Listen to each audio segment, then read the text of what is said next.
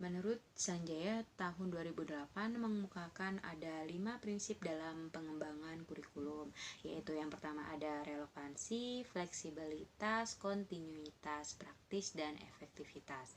Kali ini saya akan menjelaskan mengenai prinsip efektivitas. Prinsip efektivitas yakni mengusahakan agar kegiatan pengembangan kurikulum mencapai tujuan tanpa kegiatan yang mubazir, baik secara kualitas maupun kuantitas, menurut Hernawan dan kawan-kawan tahun 2002. Prinsip efektivitas bahwa kurikulum selalu berorientasi pada tujuan yang ingin dicapai. Ketika kita misalnya merancang pengembangan pembelajaran, maka orientasi dari rancangan kita itu adalah bagaimana kita mencapai tujuan pembelajaran tersebut. Mengembangkan kurikulum pendidikan perlu mempertimbangkan prinsip efektivitas. Yang dimaksud dengan efektivitas di sini adalah sejauh mana rancangan program pembelajaran yang dicapai atau diimplementasikan. Dalam prinsip ini ada 2 aspek yang perlu diperhatikan, yaitu ada aspek efektivitas mengajar guru dan efektivitas belajar siswa. Baik, selanjutnya adalah implementasi efektivitas yang terbagi menjadi 2 sisi. Yang pertama itu adanya kegiatan guru dan juga kegiatan siswa. Jika kegiatan guru ini dilakukan berhubungan dengan bagaimana seorang guru itu melaksanakan tugas atau mengimplementasikan kurikulum tersebut di dalam kelas. Contohnya, sebelum guru masuk ke dalam kelas, guru haruslah membuat sebuah RPPH, RPPM yang akan dilaksanakan di dalam kelas tersebut. Itu merupakan implementasi. Kemudian adanya juga kegiatan siswa yang dimana efektivitas kegiatan siswa dalam melaksanakan kegiatan belajar, dimana mereka bisa merasakan merdeka belajar, kemudian menjadi seorang profil Pancasila juga seperti itu dalam kegiatan siswa tersebut. Baiklah, contoh implementasi prinsip efektivitas dalam pembelajaran yang pertama itu kegiatan guru.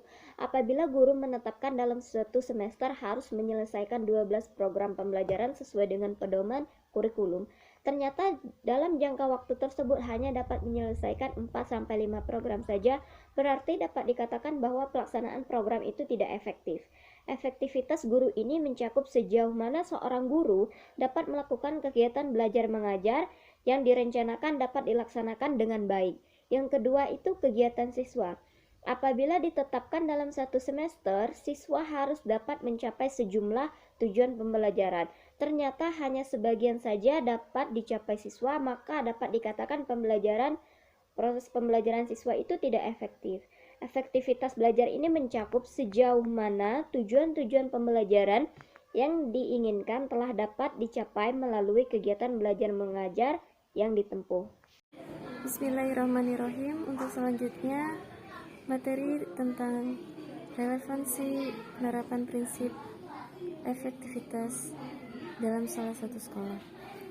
Nah, di sini saya mengambil sekolah PGTK Darut Tauhid Bandung yang memiliki kurikulum khas yang masing-masing PGTK Darut Tauhid memiliki kurikulum pesantren, di mana yang akan melahirkan peserta didik yang ahli zikir, ahli pikir, dan ahli ikhtiar. Dalam kurikulum khasnya terdapat beberapa poin yang diterapkan dalam kegiatan belajar mengajar di sekolah, di antaranya kemampuan pendidikan agama Islam, tata nilai budaya Darut Tauhid, dan pendidikan karakter baku. Nah, di sini salah satunya yaitu implementasi kurikulum khas dan implementasi kurikulum dinas pendidikan yang dipadukan dengan pengemasan yang sangat menarik. Selain kegiatan yang dilakukan secara efektif, hal tersebut dilakukan dalam setiap susunan rencana kegiatan pembelajaran dan kemudian dituangkan dalam kegiatan belajar mengajar. Dengan strategi kegiatan belajar mengajar yang dilaksanakan secara indoor maupun outdoor, serta sistem pengelolaan kelas melalui pendekatan klasikal dan individual. Contohnya, dalam kurikulum khas pesantren terdapat tata nilai budaya pesantren yang bertujuan untuk menanamkan tanggung jawab sejak dini dan saling menghormati. Nah, bentuk kegiatan implementasinya yaitu ada BRTT, yaitu bersih, rapi, tertib, teratur. Nah, kegiatan ini dilakukan dalam setiap kegiatan belajar mengajar. Ada satu hari khusus untuk kegiatan rutin yang membiasakan peserta didik agar terbiasa hidup bersih, rapi, tertib, dan teratur. Contohnya, di hari Jumat, peserta didik melakukan operasi bersih, yaitu membersihkan lingkungan sekolah yang tidak hanya lingkungan TK-nya saja, tetapi seluruh lingkungan DT. Nah, seperti anak-anak itu melakukan gotong royong, mengelilingi lingkungan DT, memungut dan mengumpulkan sampah, serta membersihkannya. Setiap anak dibagi tugas untuk membawa sapu, tong sampah, dan respek untuk dimasukkan sampahnya ke dalam tong sampah tersebut. Kemudian ada 5S, yaitu senyum, salam sapa, sopan santun. Tidak hanya penanaman rasa bertanggung jawab, peserta didik juga diajarkan untuk terbiasa melakukan 5 pembiasaan, yaitu senyum, salam sapa, sopan santun. Penanaman ini sangat penting untuk pembentukan karakter anak usia dini guna agar anak selalu ramah, selalu menyayangi sesama, dan saling menghormati. Nah, untuk selanjutnya ada karakter baku yang akan dijelaskan oleh rekan saya. Selain itu, di PGTK Darut Tauhid juga memiliki pendidikan karakter yang khas, yaitu pendidikan karakter baku, berani dan kuat. Dalam bentuk implementasinya, antara lain ada berani. Berani ini memiliki karakter jujur, ikhlas, dan tawadu. Implementasi kegiatan pendidikan karakter baku ini dilakukan dalam setiap kegiatan belajar mengajar, seperti guru membacakan cerita kepada anak tentang anak-anak yang selalu berbuat jujur, ikhlas, dan tawadu. Hal ini bertujuan untuk menumbuhkan karakter yang dapat melekat di dalam diri anak. Nah, yang kedua ada karakter kuat, berani, disiplin, dan tangguh.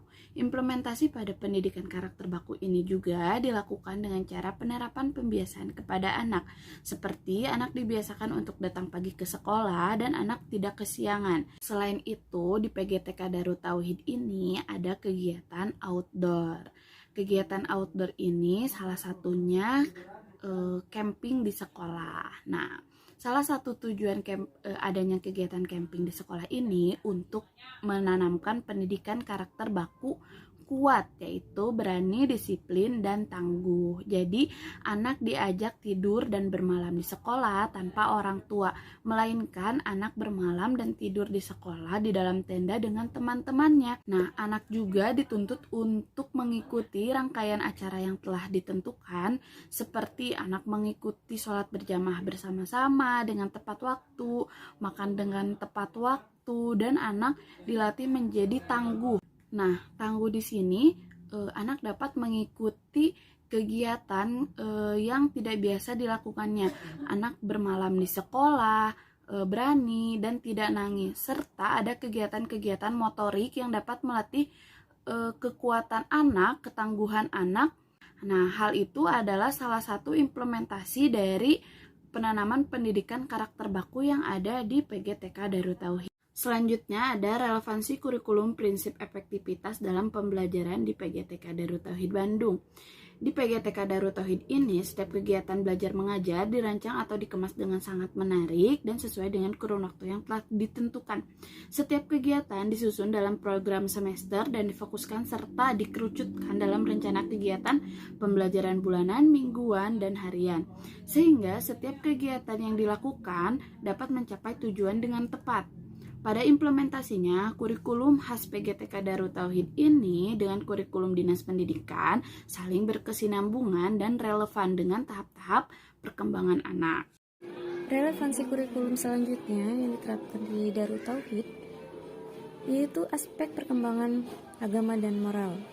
Nilai agama dan moral ini berfokus kepada norma-norma serta nilai-nilai dasar hingga kesadaran yang diterapkan kepada anak usia dini sehingga ia dapat memahami dan mengenal agama serta menjalankan ibadah sehingga ia memahami bagaimana ia menjalankan ibadah itu untuk mencapai tujuan yang baik. Selain itu, belajar agama dan moral banyak manfaatnya, yaitu untuk menanamkan sikap-sikap yang baik seperti jujur, saling menolong antar sesama, menghormati orang tua, toleransi terhadap penganut agama yang berbeda, dan hal itu perlu ditumbuhkan sejak dini, tentu dengan bantuan dan peran orang tua serta guru di sekolah untuk memahami betapa pentingnya penanaman agama dan moral ini. Kemudian yang kedua adalah fisik motorik. Ada motorik halus, ada motorik kasar. Nah, perkembangan fisik yang berlaku yaitu fisik dan perilaku keselamatan, yaitu tinggi badan, berat badan, lingkar kepala, itu harus sesuai dengan pertumbuhan dan sesuai usia anak usia dini. Kemudian ada juga motorik halus yang meliputi menggunakan alat atau ekspresi diri untuk mengeksplorasi. Contohnya, menggunakan pensil, bermain dengan boneka, atau sebagainya. Dan ada pula motorik kasar, yaitu meliputi kemampuan tubuh anak untuk berkoordinasi antar anggota tubuh. Contohnya yaitu menjaga keseimbangan, ia lincah, lentur, dan bunda serta guru di sekolah dapat melatih motorik kasar anak usia dini untuk mengajak mereka berolahraga setiap hari. Kemudian ada perkembangan kognitif. Nah, ini meliputi perkembangan sains dan matematika juga. Ia dapat mampu berpikir secara logis, mengenal perbedaan, bagaimana ia mengelompokkan angka, warna, menyebutkan lambang-lambang seperti abjad, ya, huruf-huruf seperti itu. Kemudian pembelajaran yang paling penting ada memecahkan masalah di kehidupan sehari-hari. Dan kemudian perkembangan kognitif tersebut erat kaitannya dengan IQ anak, sehingga ketika kognitif itu stimulasi maka akan semakin baik dan meningkat. Kemudian yang selanjutnya perkembangan bahasa. Nah, perkembangan bahasa ini tentu harus sesuai aturan ya. Bagaimana bahasa ibu, bahasa di sekolah, anak diajarkan, dilatih ya, diamati. Yang dimaksud orang tua itu seperti cerita misalkan, mengajarkan pada anak untuk bercerita, memahami aturan, perintah, dan menghargai bacaan. Tapi tidak sampai di situ, bahasa juga meliputi bagaimana anak itu bisa berbahasa yang baik, seperti ketika ada tanya jawab bersama guru, memahami bentuk dan juga bunyi masing-masing huruf, juga angka. Ada lagi sosial emosional. Maaf ya, saya tidak berurutan. Dan sosial emosional ini tentu erat kaitannya dengan pengenalan diri si anak juga orang sekitar. Bagaimana anak itu bisa lebih senang jika bermain dengan temannya yang sebaya, memahami, merespon pembicaraan orang lain dan mendengarkan ucapannya. Selain itu, anak tersebut belajar bagaimana menghargai pendapat dan hak orang lain agar ia tetap berlaku sopan. Dan dia juga mengekspresikan ya bagaimana dirinya mengelola emosi dan bisa berinteraksi dengan orang lain. Kemudian ada perkembangan seni. Nah, perkembangan seni ini pun terlahir bersifat dan memiliki sisi seni anak tuh. Jadi dari mulai lahir anak tuh sudah ada sebenarnya ketertarikan untuk mengekspresikan diri. Tinggal dieksplorasi, distimulasi, dirangsang. Bagaimana nih anak, ada nggak kecenderungan misalkan dia suka bermain musik atau menggambar, kerajinan, atau dia suka bermain drama atau lain sebagainya. Itu bisa distimulasi terus oleh orang tua di rumah dan guru di sekolah. Mungkin cukup sekian yang bisa saya sampaikan. Terima kasih atas perhatiannya. Wassalamualaikum warahmatullahi wabarakatuh.